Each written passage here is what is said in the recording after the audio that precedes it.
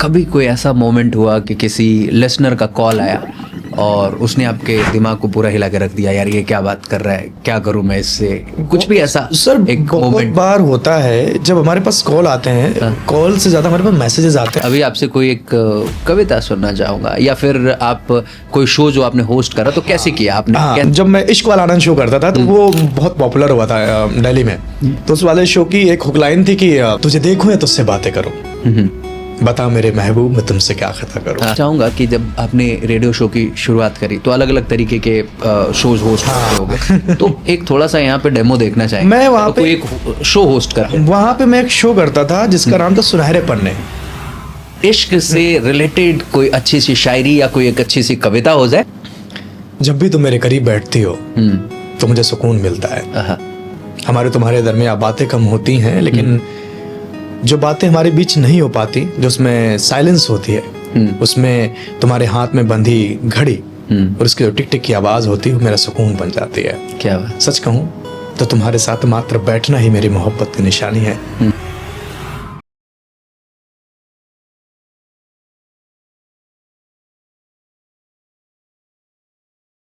नमस्कार, मैं अनुराग दांगी आप सभी का स्वागत करता हूं अपने एक और एपिसोड में। जी हां, द अनुराग दांगी शो के एक और एपिसोड में। और आज के एपिसोड में हमारे जो गेस्ट हैं वो हैं आरजे आनंद। आरजे से आप समझ पा रहे होंगे कि ये हैं रेडियो जॉकी, और इन्होंने अपने करियर की शुरुआत कैसे करी और आज अभी अपने करियर के किस मुकाम पे है। इस जर्नी को अगर आप समझने की कोशिश करोगे तो आपको भी बहुत कुछ मिल पाएगा, जिसके आधार पे आप अपनी भी लाइफ एक रेडियो जॉकी के रूप में शुरू कर सकते हो। अच्छा, ये पॉडकास्ट सिर्फ उनके लिए नहीं होने वाला जो एक रेडियो जॉकी बनना चाहते हैं, ये उनके लिए भी होने वाला है जो एक एंकर बनना चाहते हैं, एमसी बनना चाहते हैं, होस्ट बनना चाहते हैं। अगर आप एक ऐसा करियर बनाना चाहते हैं जिसमें बोलने की आवश्यकता रहती हो तो ये वीडियो बिल्कुल आपके लिए होगा। क्योंकि आप जरा सोच के देखो, कैमरे के सामने जब आप बात कर रहे हो तो आपको पता है कि हमें देखने वाले लोग सामने हैं, बट जब आप रेडियो पे बात करते हो वहां पे आप ना तो खुद को कैमरे पे देख पाते हो और आपको ये पता भी होता है कि कोई आपको देख नहीं रहा है, आपके एक्सप्रेशंस को, आपके हैंड मूवमेंट्स को कोई नहीं देख रहा है, लेकिन फिर भी जिस कसक के साथ आप बातें करते हो, जिस इमोशंस के साथ आप बातें करते हो, वो कमाल होता है। तो आज हमारे साथ आनंद भाई हैं। एक बार फिर से आपका बहुत बहुत स्वागत है आनंद भाई। बहुत बहुत स्वागत आपका, बहुत बहुत धन्यवाद अनुराग भाई यहाँ पर बुलाने के लिए। और मजा आएगा, देखते हैं कुछ किस तरह के क्वेरीज हैं। और हाँ, एक रेडियो एक ऐसा करियर है कि अगर किसी को टीवी में जाना है या किसी को एंकर बनना है तो उसके लिए बहुत सारे ऑप्शंस लोगों को पता रहते हैं। लेकिन रेडियो एक ऐसी फील्ड होती है उनको लोगों को पता ही नहीं चल पाता कि रेडियो में जाएं कैसे, उसका रास्ता क्या होगा। क्या बात है। बाय द वे, जब मैंने आपका स्वागत किया तो आपने भी मेरा स्वागत किया, क्योंकि एक्चुअली वो इनबॉर्न आपके अंदर वो चीजें हैं। मैं पॉडकास्ट भी करता हूँ तो ज्यादातर मैं इंटरव्यू करता हूँ। तो आज सर ने बोला कि आप मेरे पॉडकास्ट में हो, तो मैंने कहा ये तो काम मेरा है। खैर, कमाल की बातें हैं। और बाकी अब सीधे सीधे फोकस रेडियो पे है। बिल्कुल। आपकी जो रेडियो की जर्नी है वो शुरू कैसे हुई?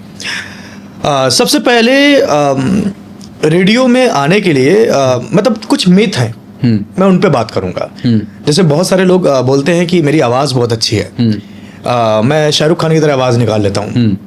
यार मैं ना अलग अलग आर्टिस्ट की आवाज निकाल लेता हूँ, मेरी आवाज में बेस बहुत है और मैं मॉड्यूलेशंस बहुत अच्छा जानता हूँ, तो मुझे आरजे बनना है। तो देखो ठीक है, अच्छी बात है। ये जो आपने मेरे चीजें बताई ये आपकी एडिशनल है, ये आप अगर कर ले रहे हो तो ये आपके एक्स्ट्रा पॉइंट हैं। लेकिन सिर्फ यही अगर आप कर रहे हो तो आप रेडियो जॉकी आप सोच रहे हो तो अलग चीज है। रेडियो जॉकी मींस वो एक ऐसा कंटेंट डिलीवर कर रहा है जो पर डे, आप सोचिए आप टीवी में हैं, आपको कंटेंट मिलता है टेलीप्रॉम्प्टर में, आपको पढ़ना है। रेडियो में नहीं होता। आप एक कंटेंट डेली आपको डिलीवर करना। अगर आपके अंदर एक क्षमता है कि आप 365 दिन नया कंटेंट दे सकते हैं तो ही आप इस फील्ड में आए। हर दिन आपको कुछ नया करना। अब जैसे मैं, और टेलीविजन पे तो कम से कम आप अपने हैंड मूवमेंट के जरिए, अपने जेस्चर के जरिए कनेक्शन बिल्ड कर लेते हो। बिल्कुल। जैसे अभी यहाँ हम लोग बात कर रहे हैं तो आप देखो कि हमारे हैंड मूव कर रहे हैं। आप आनंद भाई को देखो, इन्होंने हैंड्स ऐसे ज्वाइन कर रखा है, आईज कांटेक्ट हो रहे हैं, तो यहाँ पे कनेक्शन बिल्ड करना थोड़ा सा आसान है।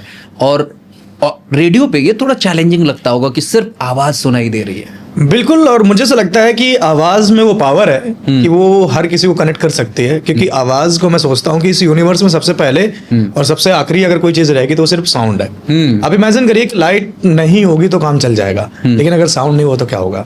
बिना साउंड के कुछ पॉसिबल है?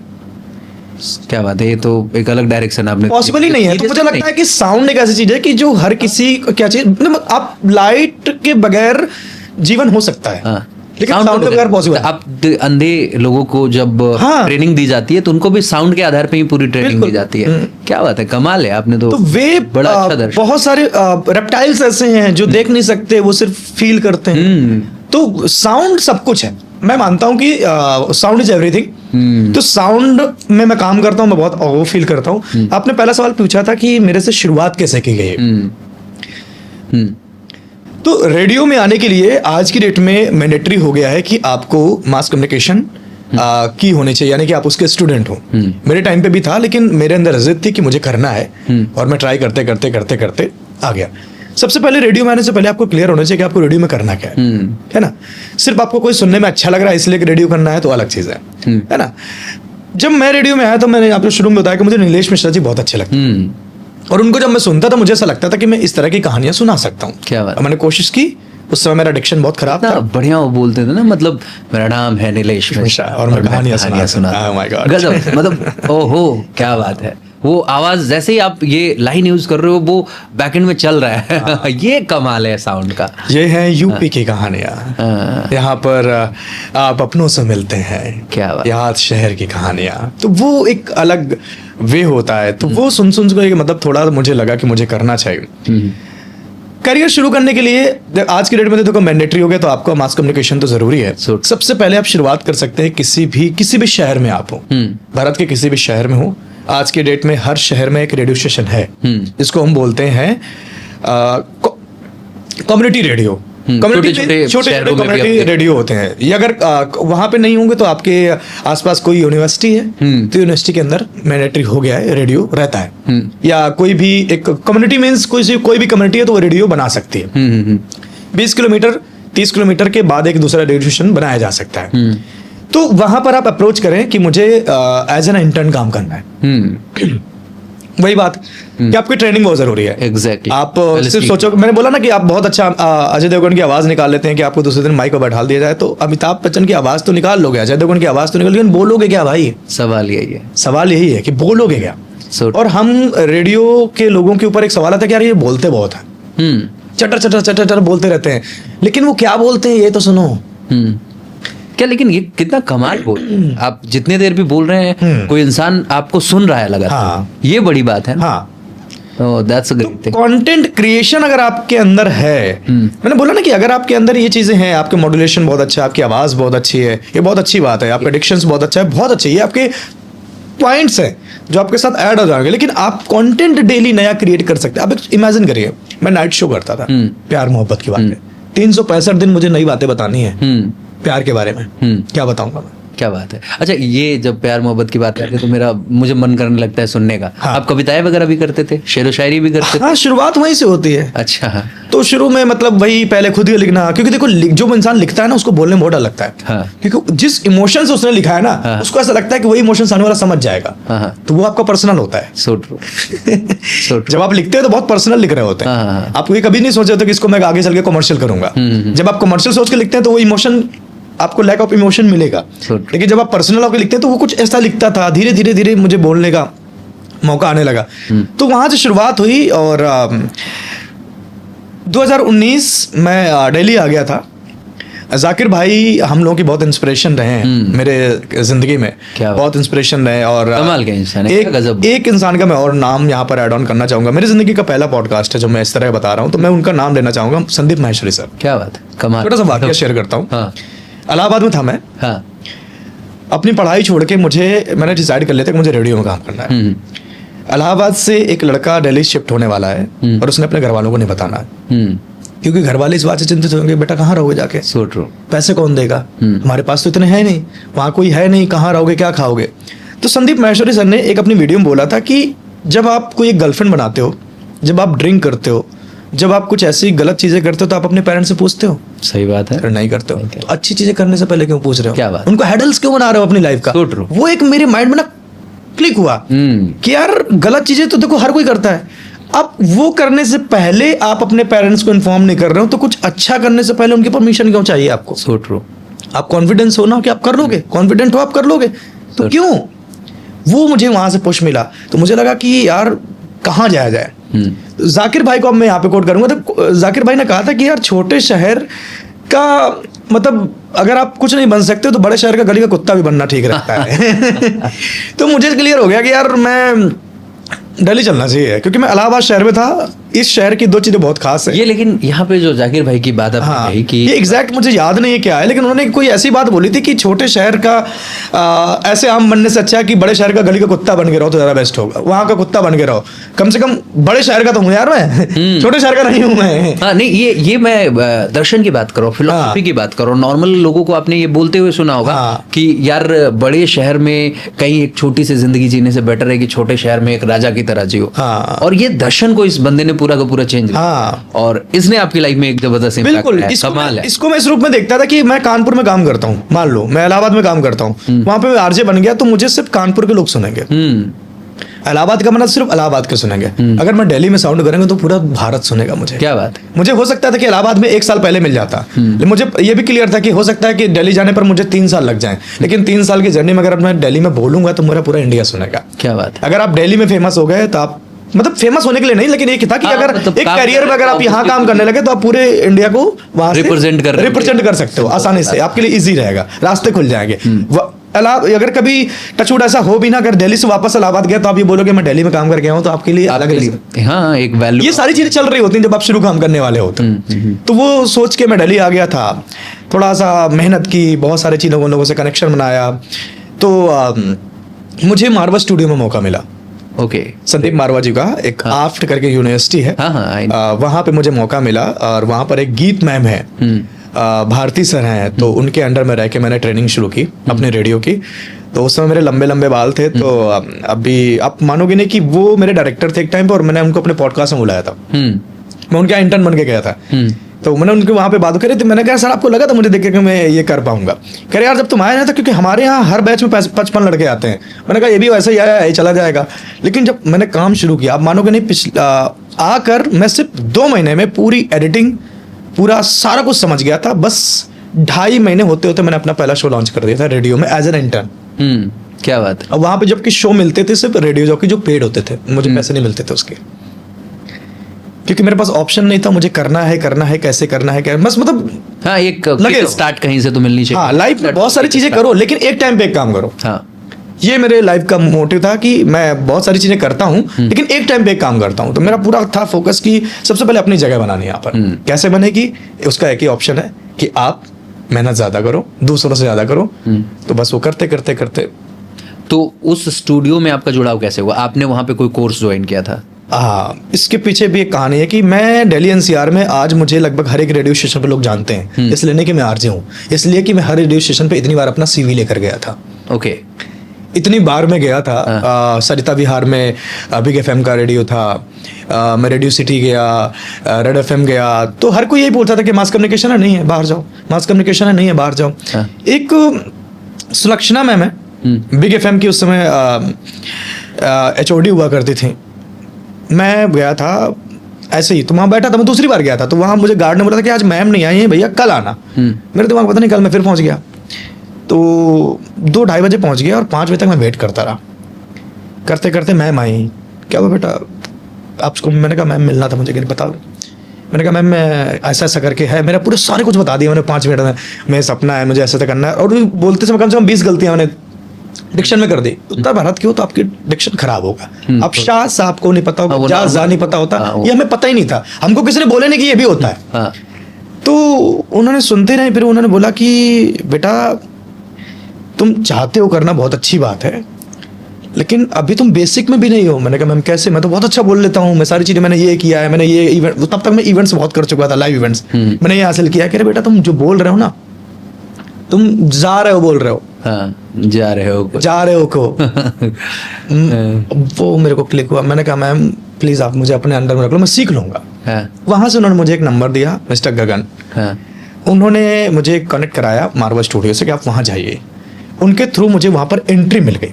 उसी कोर्स को करने के लिए लोग 55,000 रुपए दे के आए थे, मैं फ्री ऑफ कॉस्ट एंटर हुआ था। क्या बात है। मतलब यहाँ पे एक चीज हमें समझ में आती है, कनेक्शन मैटर्स। और सबसे बड़ी बात कि आप किसी चीज को चाहते हो हाँ। तो उसके लिए आप कितना एफर्ट लगा रहे हो, आपके एफर्ट्स लोगों को दिखते हैं। और जब आपके एफर्ट्स लोगों को दिखते हैं तो वो आपकी हेल्प करना चाहते हैं, वो अपना हाथ बढ़ाते हैं। अब एक और ये आपके साथ दिल्ली में आपको पता है हाँ। कि अप्रैल मई जून कितनी गर्मी होती है। मैं अप्रैल में आया था, पूरा मई मैंने घूमा था, पूरा दिल्ली एनसीआर। क्या बात है। और एक नया लड़का जो दिल्ली में रहा ही नहीं है, हाँ। उसको पता ही नहीं कि कैसे जाना है। पूरा फिल्म सिटी घूम डाला, सब जगह कहाँ कहाँ क्या क्या कनेक्शन। और उस वक्त तो चैट जीपीटी भी नहीं होगा कि किसी पूछ ले एक बार में कि कहाँ जाना है। हाँ, कुछ नहीं पता वो तो था, आपको कुछ भी खुद से नहीं। एक्सप्लोर करना पड़ा खुद हो। से कभी मेट्रो से जा रहे हैं, कभी कुछ से जा रहे हैं, कोई बात कर रहा है, कोई कर भी नहीं रहा है। और उस टाइम ना दिखने में अच्छे ना कुछ, आपसे कोई क्यों बात करेगा भाई। So true. धीरे धीरे धीरे करते करते करते और एक मौका मिला, और एक ही मौका देता भगवान, उसमें आप अपने आप को प्रूव करो। क्या बात है। और आपने सच में मेहनत, देखो प्रूफ करने की जो बारी आती है, जो मुझे समझ में आता है, ultimately that depends on your hard work. हाँ। ठीक है, स्किल तो सीख ये लेता है। सेल्फ प्रूव होता है, किसी दूसरे को नहीं करना, अपने आप को प्रूव करना कि आप उस काम के लायक हो, Yes. उसके एबल हो, या करना चाहिए नहीं करना चाहिए। बिल्कुल। चलिए, तो आपको ये पहली एंट्री मिल गई। हाँ। अब वहां के बाद क्या हुआ? वहाँ पे एंट्री मिली मुझे, और सबसे पहले मुझे सिखाया जाने लगा कि आप वहाँ पे शो हमारे यहाँ हुआ करते थे। संदीप मारवा जी बहुत बड़ा नाम है हमारे इस हाँ, इंडस्ट्री so का। true, I know. तो उनके यहाँ पे पर डे के 2-3 इंटरव्यू हुआ करते थे। तो मैं उन इंटरव्यू की रिकॉर्डिंग करवाता था। वहाँ सुबह, अब आप समझिए, यहाँ पर एक मेरे सफर और जुड़ा था। मैं सुबह 8 बजे पहुंच जाता था और रात में 8 बजे वापस आता था। इसके लिए ऐसा नहीं था कि मुझे अच्छा लगता था, इसलिए मैं जहाँ रहता था वहाँ पे गर्मी बहुत लगती थी, और वो स्टूडियो में ऐसे लग रहता था। ये भी कमाल। मैं जल्दी पहुंच जाता था, मैंने कहा जितनी देर वहाँ रह लो, हाँ, सही बात है। उतना अपना टाइम कट जाएगा वहाँ पर। सही बात है। तो धीरे धीरे धीरे मैं उनको सुनता था कि क्या है, अच्छा कैसे बोल रहे हैं, सुनता सुनते धीरे उनके। अभी क्या था कि उस स्टूडियो में जब मैं गया तो वहाँ पर मोस्टली फीमेल स्टाफ था। लड़कों के नाम पे मैं था और एक एडिटर था। तो संदीप मारवा जी का मोस्टली बाहर जाना होता था, तो बाहर गर्ल्स को लेकर तो जा नहीं सकते थे, तो मेरे को टांग देते थे कि पहुंचो। हाँ। पहुंचो। और वहां पे हमें क्या मिलता था कि गाड़ी मिलती थी जाने को, और वहां जाके खाना मिलता था, जो कि हमारे पास दोनों नहीं होता था। तो मैं और जाने लगा। हाँ। अब उस स्टूडियो का मैं बन गया एक इंटर्न, मतलब ऐसे काम करने लगा कि मैं जैसे फिक्स सैलरी वाला बंदा हूँ, इतना काम करता था मैं। हाँ। मेरे ये था कि मुझे और इतना जबकि काम पैसे करते नहीं मिल रहे थे। नहीं, पैसे नहीं मिल रहा था। ये सबसे बड़ी बात है कि कई बार क्या होता है ना कि हमें लाइफ में कोई काम मिलता है हाँ। और पैसे नहीं मिल रहे होते हैं, तो हम काम चोरी करना शुरू कर देते हैं। एक इंसान की ये फितरत है। लेकिन सच ये है कि अगर आपका कोई काम आपको फ्री में भी करने के लिए दिया गया है और वो आपका काम है, तो उसे इतने शिद्दत से करो जैसे उसके बदले आपको खूब सारे पैसे मिले हैं। और जब आप ये काम करोगे ना, तो ये जो फ्री वाला टैग है कुछ दिन में अपने आप हट जाएगा, आपको भी पैसे मिलने शुरू हो जाते हैं। वहां पे जितना स्टाफ था, गुड मॉर्निंग सर, गुड, उनको सबको लगता था कि यहाँ का एम्प्लॉय है, परमानेंट एम्प्लॉय है। मैं ऐसे रहता था पूरा, वहां पे इवेंट हो रहा है, सारा कुछ मैनेज करना किसी काम। हाँ, मैं बिल्कुल एकदम रम गया था उसमें कि कैसे कैसे कर कहीं। मतलब ऐसा टाइम हो गया था कि एक हमारी जो फीमेल एंकर थी, जो आरजे थी, वो इंग्लिश में बोलती थी, मैं हिंदी। तो वहां पर ही हो गया था, वो हिंदी वाले एंकर को बुलाओ, हिंदी वाले रेडियो को बुलाओ। मेरा ऐसे चलने लगा था। 2.5-3 महीने के बाद धीरे धीरे धीरे उन्होंने मुझे 2,500 रुपए देने शुरू कर दिए, ताकि मेरा आने जाने का कन्वर्ट शुरू हो गया। करते करते लगे रहे, शो अपना लॉन्च कर दिया। वहां करते करते जब फर्स्ट टाइम, एक छोटा सा वाकया यहाँ पे शेयर करता हूँ। मेरा फर्स्ट टाइम जब रेडियो में मेरा शो आया, अब मानिए कि एक शो को मुझे लेकर आने में कम से कम एक महीने लग गया। मैं बना रहा हूँ, रिकॉर्ड कर रहा हूँ, सुना रहा हूँ, रिजेक्ट हो जा रहा है, फिर रिकॉर्ड कर रहा हूँ, फिर सुना रहा हूँ, रिजेक्ट हो जा रहा है, फिर सुना रहा हूँ, फिर रिजेक्ट हो जा रहा है। कम से कम 10 बार उसको मैंने रिकॉर्ड किया, एडिट किया। बात है। ये मेरा, दूसरे का तो काम कर ही रहे हैं, अपना वाला। जब पहली बार लॉन्च हुआ तो शो आया, तो मैंने अपने घर में फ़ोन किया कि, मतलब तब तक मैंने बता दिया था एक महीने, जब मुझे यहाँ ज्वाइनिंग हुई तो मैंने बता दिया कि मैं दिल्ली आ गया हूँ, ऐसे मुझे मिल गया। मैंने अपनी मम्मी को बताया, मैंने कहा मम्मी मेरा ना आज शो आएगा रेडियो में। कह रही रेडियो? मैंने कहा हाँ। आज के कौन सुनता है? मैंने कहा मम्मी सुनो। कहते जब टीवी पे आना तो बताना मुझे। ठीक। अब वहां से जिद क्या चल गई, टीवी पे, आप टीवी पे आना है। तो रेडियो करियर को बढ़ाया धीरे धीरे धीरे करते। वहां मैंने 6 महीने काम किया। और अब तो टीवी पे भी आ ही रहे हो आप। हम आप तो टचवुड है, सारी चीजें तो हम कर पा रहे हैं। तो वहां मैंने 6 महीने काम किया, 6 महीने सीखा। बढ़िया। और ये कमाल की बातें आपने बताई कि जहाँ पे भी रहिए शिद्दत से मेहनत कीजिए, ताकि आप जो डिजर्व करते हो वो आपको बिल्कुल मिले, और जब आपको मिलना शुरू होगा तो आपको ये लगेगा कि ये आपके अभी की मेहनत की है, लेकिन कहीं ना कहीं उसके पास्ट की मेहनत उसमें जुड़ी होती है। देखो, हर डिजर्विंग पर्सन को एकदम से कुछ नहीं मिलता। So true. अगर आपको अभी कुछ नहीं मिल रहा और आपको लगता है मैं डिजर्विंग हूँ, तो मानिए कि आने वाले टाइम पर आपको मिलने वाला है। बिल्कुल मिलेगा ही मिलेगा, बस वही है कि आपकी शिद्दत, वो मेहनत वो दिखनी चाहिए, भले आपको मिल नहीं भी रहा हो तो भी। खैर, यहाँ पे मैं चाहूंगा कि जब आपने रेडियो शो की शुरुआत करी तो अलग अलग तरीके के शोज होस्ट करते होगे, तो एक थोड़ा सा यहाँ पे डेमो देखना चाहिए। मैं वहाँ पे एक शो होस्ट कर वहाँ पे मैं एक शो करता था जिसका नाम था सुनहरे पन्ने। क्योंकि राइटिंग इसका शो था, तो मेरे डायरेक्टर ने पूछा कि क्या कर तुम्हें अच्छा लगता है। मैंने कहा सर मैं लिखता हूँ। तो कह रहे एक काम करो, तुम एक शो करो सुनहरे पन्ने। मैंने कहा अच्छा, उसमें क्या करना होगा? कह रहे उसमें जितने राइटर्स हैं इंडस्ट्री के, उनके बारे में शो करना होगा। यहाँ पर देखो डेस्टिनी कितनी मैटर करते हैं नाग भाई। मैं आपको एक शो तो बताऊंगा कैसे करते हैं हम।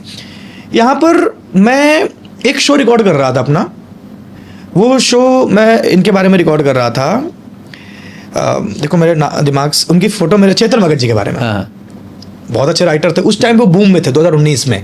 2019 में उनकी बहुत सारी किताबें आ चुकी थी। 3 मिस्टेक ऑफ माई लाइफ, और मैं मतलब लगभग उस समय उनकी 3-4 2020 रेवोल्यूशन 3-4 किताबें मैं पढ़ चुका था उनकी उस टाइम तक। तो मेरे फेवरेट थे वो, क्योंकि हमारे टाइप का एक लिटरेचर वहीं से चेंज हुआ था। एक इस तरह का एक कल्चरल लिटरेचर का कल्चर चेंज हो रहा था, तो हम पढ़ रहे थे। मैं उनके ऊपर शो बना के गया। तो सबसे पहले बताता हूँ कि हुआ क्या मेरे साथ में। मैंने शो बनाया, ठीक 2 दिन बाद मैं वापस सुबह पहुंचा अपने 8 बजे। तो मेरे पास आया कि आज दूसरे डिपार्टमेंट जाना है, वहाँ पे एक लाइब्रेरी की ओपनिंग है, तो कोई गेस्ट आएंगे, उनका इंटरव्यू करके लाना है। और वो जो हमारी एंकर थी वो एब्सेंट थे। तो मुझे पकड़ा दिया गया माइक। मैं अपने कैमरामैन को लेकर पहुंच गया। आपको पता है स्टेज पे कौन बैठा था? चेतन भगत। क्या बात है, कमाल, मतलब ये सच में शानदार है।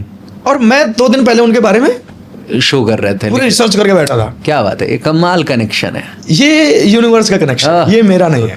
अग्री। आज जब मैं उनके सामने खड़ा हुआ आके, अब मैंने सर जी ने बोली तो बड़ा अप्रिशिएट किया उन्होंने। अग्री, क्योंकि आप उनके बारे में बहुत सारी चीजें रिसर्च करके जा चुके हो, तो वो उनको भी लगा कि इसको कैसे पता सारी चीजें हैं। एक छोटा सा लड़का सारी चीजें कर रहा है। और इवन जब संदीप सर के सामने आया तो मैं नाम भूल गया उनका।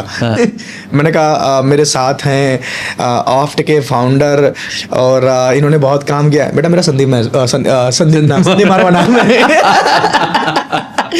मैं उनके सामने जब भी जाता हूँ नाम भूल जाता था। एक डर, पता नहीं क्यों लगता था मुझे उनसे, एक फियर था, या कह सकते हैं कि उनको हमने इतने बड़े ओहदे पर देखा। तो ये होता है। कमाल है। बाकी अभी आपसे कोई एक कविता सुनना चाहूंगा, या फिर आप कोई शो जो आपने होस्ट करा तो कैसे किया आपने? कैसे शुरुआत करी? शुरुआत बताता हूँ कि रेडियो में कैसे हम शुरू करता था। तो मेरा एक जब मैं इश्क वाला आनंद शो करता था, तो वो बहुत पॉपुलर हुआ था दिल्ली में। तो उस वाले शो की एक हुकलाइन थी कि तुझे देखूं या तुझसे बातें करूं, बता मेरे महबूब मैं तुमसे क्या खता करूं। आंखें बंद करता हूं तो तुम नजर आती हो, आंखें खोलता हूं तो तुम्हें देखना चाहता हूं। क्या बात है। तो चलिए शुरुआत करते हैं आज के इस खूबसूरत से शो की, जिसका नाम है इश्क वाला आनंद, जहां पर बातें सिर्फ प्यार की होती है। प्यार क्या होता है? वो एहसास जो आपके जहन को छू के निकल जाए, वो हवा जो आपको बगल से महक के निकल जाए, वो हवा जो आपके गालों को छू के निकल जाए, आपके बालों को बिखर के निकल जाए, और उसके बाद भी उन हवाओं में उसकी याद आए। तो चलिए आज उन यादों की बात करते हैं। ये शो रहेगा आप सभी के साथ 10 बजे तक, और यहाँ पर आपके पसंद के कुछ गाने होंगे, और मेरा नंबर ये है, इस नंबर पर आप मैसेज कर सकते हैं, कॉल कर सकते हैं। तो चलिए अभी फिलहाल एक बहुत ही खूबसूरत सा उदित नारायण जी का गाना सुनते हैं, उसके बाद आगे आपसे बातचीत करते रहेंगे। और अभी शो सुन रहे हैं इश्क वाला आनंद। क्या बात। तो कमाल। ये फ्लो होता था, और ये बोलने में मुझे 3 साल इस फ्लो को लेकर आने वाला। क्या बात है। पहले दिन से तो ऐसा नहीं बोलता था। पहले दिन से इतना ठहराव नहीं था, पहले दिन से इतनी आवाज नहीं थी, पहले दिन से ये शब्दों को जोड़ने का वो नहीं पता था। अभी जो मैं बोल रहा हूँ कोई लिख के नहीं बोल रहा हूँ। ये कभी लिख भी नहीं सकता हूँ, कभी लिख भी नहीं सकता हूँ कि मैं इसे लिख के आज पढ़ के बोलूंगा। पढ़ के आप बोल ही नहीं सकते हो। तो ये प्रैक्टिस, ये बाय द टाइम एक्सपीरियंस। करते करते करते करते बट इनिशियल लेवल पे तो आपको लिख के पढ़ना ही पड़ेगा। इनिशियली तो आप कैसे? दोस्तों मैं आपका होस्ट रेडियो जॉकी आनंद। आज शो का नाम है सुनहरे पन्ने, जहाँ पर हम बात करेंगे इरशाद कामिल साहब की, जिन्होंने यार रहमान जी के साथ बहुत सारे काम किया है। ऐसे करके बोलते थे इनिशियल स्टेजेस में, ऑब्वियसली धीरे धीरे देख के पढ़ता था मैं, लिख के ले जाता था पहले। वो तो ऑब्वियस ही बात है, अगर किसी को शुरू करना है तो they will also start like मेरे रेडियो वाले परेशान इस बात से थे कि मैं लिख के जाता था और बोलता कुछ और था। मैं कोई फ्लो ही नहीं पकड़ पाता था लिख के ले आने में। से बहुत सारी चीजें आती थी, क्योंकि आपने तैयारी भी तो करी थी यूपीएससी की, तो कुछ चीजें तो उधर से भी आ जाती होंगी। हाँ, मतलब कई सारी किताबें भी पढ़ी होंगी। हाँ, मतलब दर्शन मेरी जिंदगी, मेरा सब्जेक्ट था फिलोसफी। क्या बात। तो ऑब्वियसली चीजें रहेंगी। कहते हैं कि जिंदगी में फिलोसफी भले आपने ढूंढो, लेकिन फिलोसफी आपको ढूंढ लेती है। वो एक सवाल आपसे, एक कभी कोई ऐसा मोमेंट हुआ कि किसी लिसनर का कॉल आया और उसने आपके दिमाग को पूरा हिला के रख दिया, यार ये क्या बात कर रहा है, क्या करूं मैं इससे, कुछ भी ऐसा? सर एक बहुत मोमेंट बार होता है जब हमारे पास कॉल आते हैं, कॉल से ज्यादा हमारे पास मैसेजेस आते हैं इंस्टाग्राम पर, कि सर आप मेरे से अभी बात करो नहीं, मैं आज अकेले हूँ घर पर। ये आई थिंक बात है जबलपुर की, ऑनलाइन रेडियो था मेरा, सुन रहे थे, वो एक लेडी मेरे पास मैसेज आया कि सर आपसे बातचीत हो सकती है। तो हम क्या होता है कि हम एक लिंक बोलते हैं जो एक बार बोलने जाते हैं रेडियो में, उसके बाद 4 गाने लगा दिए, हम अपना फोन देख रहे थे किसका मैसेज आया, तो उस मैसेज आया कि सर मैं आपको सुन रहा हूँ। मैंने कहा थैंक यू। मैंने कहा कोई स्पेशल गाना? नहीं, आप मेरे से बात करो। मैंने कहा बताइए। कह रही आप मेरे से बात करो, नहीं मैं आज घर में अकेले हूँ, मैं कुछ कर लूँगी। अब मेरी हालत खराब, भाई सच में ना ऐसा हो जाए और मेरे से बात हो रही है, अब वो प्रूफ है भाई, आपसे बात हो रही है। मेरे दिमाग में सब चीज चलने लगा कि अगर कुछ हो गया तो मेरा क्या होगा। तो मैंने लिटरली में बात की उनसे कॉल पर, उनको समझाया। पहले मैं जाना कि पापा कहाँ गए, अच्छा मम्मी आ गए, कब तक आ जाएंगे, एक शादी में गए, मैं क्या हुआ, बॉयफ्रेंड ने ऐसा ऐसा कर दिया। मैंने कहा सिर्फ आप कैसे दिखते हो, मैंने सिर्फ पहला सवाल किया आप कैसे, मैं बहुत सुंदर हूँ। तो मैंने कहा एक ही लड़का है आपकी जिंदगी में, बहुत सारे लोग होंगे जो आप पे मरते होंगे। कि हाँ। मैंने कहा उनको ट्राई करो, जाने दो उसको, उसके बाद मत परेशान हो, आपके पास बहुत सारे ऑप्शन है। ऐसे एक बातें करके उसको मैंने थोड़ा मोटिवेट किया। मैंने कहा ये मेरा इंस्टाग्राम है, इसमें मुझे मैसेज करना, जब भी जरूरत हो मैं आपसे बात करूंगा। दोबारा उससे कभी बात नहीं हुई, लेकिन एक गुड फीलिंग आई, चलो आपने अपना रोल अदा कर, कैसे आप उस चीज को रिएक्ट करो। बहुत बार ऐसा होता है सर, बहुत बिल्कुल मैं रिकॉल कर पा रहा हूँ, क्योंकि मैंने क्या कहते हैं, एक बार बीच में सुसाइड का लंबा दौर चला था, जिधर देखो कोई ना कोई कर रहा है अभी भी। तो मैंने अपने सोशल मीडिया पे अपना एक नंबर डाला और मैंने लिखा कि अगर कभी भी किसी को सुसाइड करने का मन या कभी इस तरीके के विचार मन में आए तो आप सीधे मुझे कॉल लगा दो, ये मत देखना कि रात के कितने बजे या सुबह के कितने बजे। बिल्कुल सही बात। मेरे पास रात में 3:30 बजे कॉल आती है और हेलो सर, अनुराग सर बोल रहे हैं हम। हाँ, मेरा एक इवेंट था, मैं दिल्ली आया हुआ था और दिल्ली के किसी होटल में मैं ठहरा हुआ था, मेरे साथ एक और थे। रात में कॉल आता है, सागर भी आते हैं हमारे साथ, and we were there and we were discussing, late night हो गया तो सोए भी थे, लगभग 2 बजे के आसपास 3:30 बजे कॉल आती है, हेलो अनुराग सर बोल रहे हैं। मैंने बोला हाँ सर आप मेरे से अभी बात कर लो, मेरे एक हाथ में चाकू है, एक हाथ में फ़ोन है। आई वाज लाइक कि क्या बोल रहे हो यार, नींद उड़ा दिया उसने। लड़की थी एंड मतलब दिमाग हिल गया मेरा कि ये क्या बात कर रही है। नींद टूटा, तुरंत बोला हाँ बोलो, कहाँ से बोल रहे हो, क्या हुआ कैसे। फिर उसको पूरी बातें समझाई मैंने, कंसोल किया। लगभग 1.5 घंटे की हमारी कन्वर्सेशन उसके साथ चली और उसके बाद फाइनली उसने वो विचार अपने गिव अप करे। एंड सोशल मीडिया पे, फ़ोन नंबर पे, हर जगह हम कनेक्टेड रहे और जब भी उसे ज़रूरत पड़ी काउंसलिंग की तो I was there, I helped her and she is doing good in her life now. तो ये आप, वही मैं बोल रहा हूँ कि ये आप सोचो कि एज अ रेडियो जॉकी मतलब कितना कमाल का काम कर रहे हो आप, अपने शब्दों के जरिए कितनी जिंदगियों को आप हील कर रहे हो। मतलब आप एक डॉक्टर का काम कर रहे हो। बिल्कुल सही बात। आप अभी डॉक्टर्स के पास जाओगे तो पहले के वो डॉक्टर्स होते थे, कुछ अब थोड़े कम मिलते हैं, लेकिन हो गए ना। हाँ, पहले वाले जो डॉक्टर्स मिलते थे तो वो ऐसे करते थे, क्या हुआ है, कुछ हुआ आपको है, ऐसे ठीक हो जाएगा, अरे ये बता देते थे। वो बोले कुछ नहीं हुआ आपको, ठीक हो जाएंगे, ये दवाई लिख दिए, जाइए मजे कीजिए, कुछ हुआ ही नहीं आपको, ठीक हो जाएंगे आप। सामने वाला का आधा बीमारी ऐसे ही दूर हो जाता था। आज के डॉक्टर्स डिप्रेस्ड पहले तो आपको 15-16 टेस्ट करवाएंगे, ये भी प्रॉब्लम, इससे नहीं पता ये भी टेस्ट करवाई, इससे नहीं पता ये भी टेस्ट करवाई।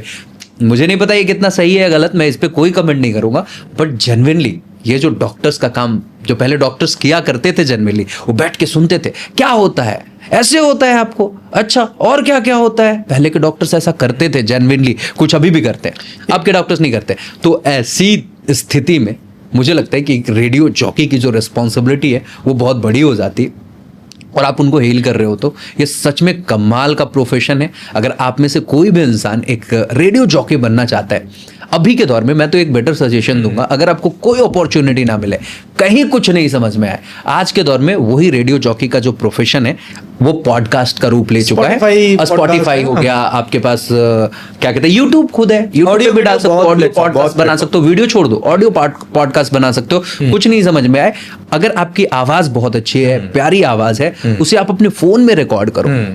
मानो कि आपका एक शो चल रहा है, आप कुछ भी नाम दे दो अपने शो का, कोई कॉपीराइट कुछ नहीं आने वाला। हाँ, वैसे नाम मत चुनना जो ऑलरेडी बहुत पॉपुलर है, या अपने नाम से रिलेटेड कुछ बना लो, है ना, जैसे आपने बनाया पॉडकास्ट वाला आनंद, इश्क वाला आनंद, तो सी ऐसा कुछ कर लो। नहीं समझ में आया, चैट जीपीटी से पूछो क्या नाम रखूं, प्लान समथिंग, स्टार्ट समथिंग। यार कुछ नहीं समझ में आया तो फेसबुक पे अपना ऑडियो टेलीकास्ट ऑडियो करके उसका आता है एक फीचर, हाँ। जिसमें आप आराम से चालू हो जाओ, कुछ भी बोलो, लाइव बोलो। लाइव का एक अलग मजा है, अलग मजा। आपकी प्रिपरेशन नहीं करनी पड़ेगी बहुत अधिक। हाँ, रिटन नोट्स हैं, चीजें हैं, लेकिन वहां पे आप बहुत कुछ सीखते हो, क्योंकि आपको पता है कि ये लाइव है। तो जब आप बोल रहे होते हो तो कहीं पे कुछ लैक भी कर रहा होता है ना, तो अगला क्या शब्द आएगा, आगे क्या बोलना, वो कहीं ना कहीं फील कर। लाइव में कभी गलतियां नहीं होती। हाँ, so true। गलतियां आपने लाइव का एक जिक्र किया ना अनुराग भाई, बताना चाहूंगा लाइव का मेरी लाइफ में कितना बड़ा चेंज है। क्या बात है। मैं मारवा स्टूडियो में था, 107.4, उसको 6 महीने बाद मैंने अपना पहली जॉब ज्वाइन की, वो थी 90.4 रेडियो में। वहाँ मैंने ज्वाइन किया नवंबर में, और आपको पता है कि फरवरी में लॉकडाउन लग गया, 2020 की बात कर रहा हूँ मैं। और मैं क्या रहता था, उसी बिल्डिंग में रहता था, जिस 3rd फ्लोर में रेडियो स्टेशन है, तो मैं 5th फ्लोर में रहता था, और बाकी हमारे आरजेस बाहर से आते थे, तो सबका आना जाना बंद। अब बचा कौन? मैं।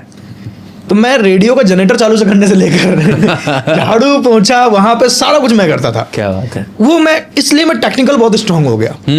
खुद ही प्रोमो बना रहे हैं, खुद ही एडिट कर रहे हैं, खुद ही अपलोड कर रहे हैं, और खुद ही रेडियो चला रहे हैं। वहां पे मेरी लाइफ चेंज ऐसे हुई कि मैं एक रेडियो में काम करता रहा, लेकिन पता नहीं मुझे जब लॉकडाउन लग गया तो मैंने आई थिंक 22 तारीख को लॉकडाउन लगा था, 22 मार्च को लॉकडाउन लग गया था। मैंने 28 मार्च से अपना पॉडकास्ट शुरू कर दिया था। मैंने 200-250 से ज्यादा, आई थिंक 296 पॉडकास्ट लाइव मैंने किए थे जो। वहां पे मुझे ऐसे ऐसे लोग मिले, ऐसे कनेक्शंस मेरे बने, क्योंकि वहां पे मैं स्टिक हो गया। 11 महीने मैंने काम किया। वहां पर मुझे एक मिले डॉक्टर सागर, उनसे मेरी ऐसे बातचीत हो रही थी, वो फिल्म प्रोड्यूसर थे। तो उन्होंने बोला यार तुम बहुत अच्छा बोलते हो, काम करो मेरे से मिलो आके। उन्होंने मुझे बुला लिया फरीदाबाद मिलने के लिए। वो शॉर्ट फिल्म बनाते थे, तो मैं जब रेडियो के उनको अपना शो बनाते तो कहते थे जो भी तुम शो बनाते हो तो ऐसा लगता है इसके ऊपर एक शॉर्ट फिल्म बन सकती है। क्योंकि हम वही है ना कि जैसे उसकी हाथ की घड़ी, उसकी आंखों का नूर, उसके उड़ते हुए बाल, तो ऐसे में एक टॉपिक रख लेते थे, रेडियो में उसे बात करते थे, कहते थे इस पे तो एक शॉर्ट फिल्म बन सकती है, जो मोनोलॉग होती है, ऑडियो डाल के फीचर बना दिया। तो ये तो बड़ा उनको बड़ा अच्छा लगा, तो आइडिया एक काम करो तुम आ जाओ। उन्होंने मुझे मिलाया डॉक्टर मुकेश गंभीर से, उन्होंने एक नया रेडियो खोला था। कह रहे यार ये अपना लड़का है, ऐसा ऐसा करता है, इसको रख लो। तो उन्होंने सारी चीजें मेरे से की और मैं उसमें एग्जिट। तो मेरा पहली जो अच्छी जॉब, अच्छे सैलरी वाली एज एन रेडियो जॉब की, जो इंटरनेशनल जो शो मिला था वो वहां से मिला था। कहाँ से? इंस्टाग्राम के थ्रू। क्या बात है। मतलब आप कुछ भी कर रहे हो तो अपने लाइफ में तो वो बेकार का नहीं होता। हाँ। आपने इंस्टाग्राम पे अपने एक लाइव करे और भले 100 लोगों ने देखा, कोई फर्क नहीं पड़ना चाहिए आपको, वो वीडियो वहां रहने दीजिए। कब किस इंसान के नजर में वो वीडियो आए और आपकी आवाज उसे कमाल की लगे, बिल्कुल। और वो आपको अप्रोच करे और शायद कोई नया प्रोजेक्ट आपके साथ वो करना शुरू कर दे। जैसे अभी आनंद भाई के साथ शायद हम मिलके कुछ नया प्रोजेक्ट शुरू कर दें। इनकी आवाज बड़ी प्यारी लग रही है। Will definitely be doing something, क्योंकि मेरे से जो भी मिलता है ना, मैं कोशिश करता हूँ कि कुछ ना कुछ साथ में करें हम लोग। करना भी चाहिए, and will definitely be doing that. बहुत अच्छा लगा आपके साथ बात करके। ये जो छोटा सा एपिसोड था, इस एपिसोड में हमने पूरी कोशिश करी कि रेडियो जॉकी बन करके आप कैसे लोगों की लाइफ में एक ट्रांसफॉर्मेशन ला सकते हो, एक चेंज ला सकते हो, इस पार्ट पे एक बेसिक डिस्कशन करें। और एक चीज मैं यहाँ पर ऐड ऑन करना है मुझे बस, क्योंकि बहुत सारे आरजेस ऐसे हैं जो कम्युनिटी रेडियो के साथ में काम कर रहे हैं। एक्चुअली रेडियो भी 3 तरह का होता है, एक कम्युनिटी रेडियो, एक कमर्शियल रेडियो, एक होता है इंटरनेट रेडियो जो कि इंटरनेट ऐप से चलते हैं, और एक कमर्शियल रेडियो जैसे लाइक हार्डकोर फ्रीक्वेंसी जो ऑल ओवर इंडिया साउंड करता है, एक होता है कम्युनिटी रेडियो जो लोकल एरिया पे साउंड करता है। एरिया में साउंड करता है। तो जो लोकल एरिया के बहुत सारे आरजे हैं ना, वो एक टाइम काम करने के बाद उनको ऐसा फील होता है कि यार हम इससे ग्रो नहीं कर पा रहे हैं। और अगर बड़ा बनने के लिए आपको बड़े रेडियो स्टेशन पे जाना पड़ेगा, बड़े रेडियो स्टेशन जाने के लिए आपको उस लेवल पे जाना पड़ेगा। और वो देखो, एक रेडियो स्टेशन पे रेडियो जॉकी तो 4 ही 5 होते हैं, लेकिन यहाँ काम करने वाले बहुत हैं, वो रेडियो कम है। तो वहाँ मैं एक फिर से आपको चीज बोलूंगा कि आपको हारना नहीं है। आप जो भी शो कर रहे हो वहां से आप कंटेंट क्रिएट करो। क्या बात है।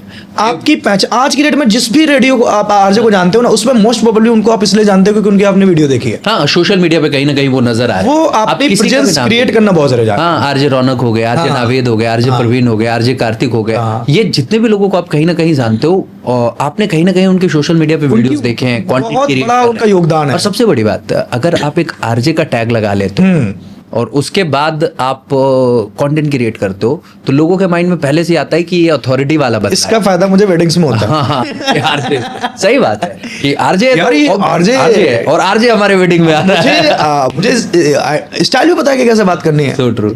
मुझे कैसे स्टाइल में बोलना है। मैं अगर एक बार बोल देता हूँ तो लोग पागल हो जाते हैं। आपने बोला ना लोग कैसे सुनते होंगे, हाँ। इसलिए सुनते हैं। Agree I understand.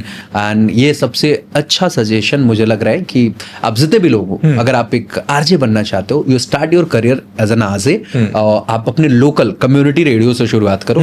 इवन आप अपने फेसबुक लाइव टेलीकास्ट से ही क्यों ना शुरू कर रहे हो, आप कंटेंट क्रिएट कीजिए। आप यकीन मानिए कहीं ना कहीं कोई ना कोई आपको देख रहा होगा जो आपकी जिंदगी में शायद आपके लिए एक बहुत बड़ा कमाल का इंसान बनेगा, जो आपकी जिंदगी को नेक्स्ट लेवल पे लेके जा सकता बिल्कुल सही है। बात। बाकी अल्टीमेटली आप खुद हैं अपनी जिंदगी को नेक्स्ट लेवल पे लेके जाने वाले। तो आप अपने ऊपर मेहनत करते रहिए, प्रयास करते रहिए, चीजें बेहतरीन होंगी ही।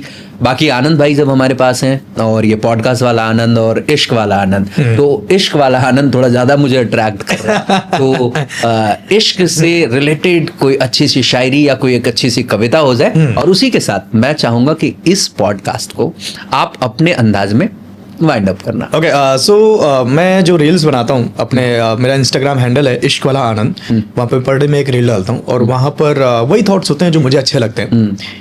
तो अभी कुछ दिन पहले मैंने एक रील डाली, तो उसमें लिखा था कि जब भी तुम मेरे करीब बैठती हो तो मुझे सुकून मिलता है।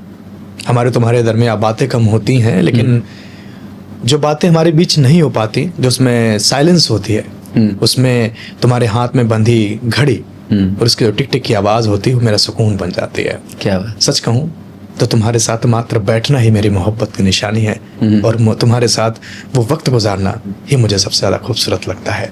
अगर कोई खुदा से मुझसे कहे, कोई पूछे कि मोहब्बत क्या होती है, तो मैं किसी से कह सकता हूँ कि तुम्हारे साथ बैठकर खामोशी से सिर्फ तुम्हें देखना। क्या बात है, क्या बात है। तुम्हारे साथ बैठकर खामोशी से सिर्फ तुम्हें देखना। क्या कमाल है, गजब। Thank you so much Anand. Thank you so much, बहुत बहुत शुक्रिया।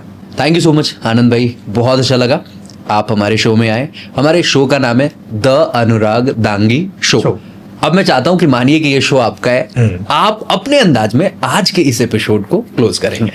तो चलिए, बहुत बहुत शुक्रिया आप सभी का कि आप हमारे साथ यहाँ पर जुड़े रहे, और सबसे अच्छी बात, अगर हमारी बातचीत अच्छी लगी होगी तभी आप यहाँ तक पहुंचे होंगे। सो प्लीज़ हमारे चैनल को ज़रूर सब्सक्राइब कर लें, जिसका नाम है द अनुराग दांगी चैनल है। आप उसे सब्सक्राइब करें।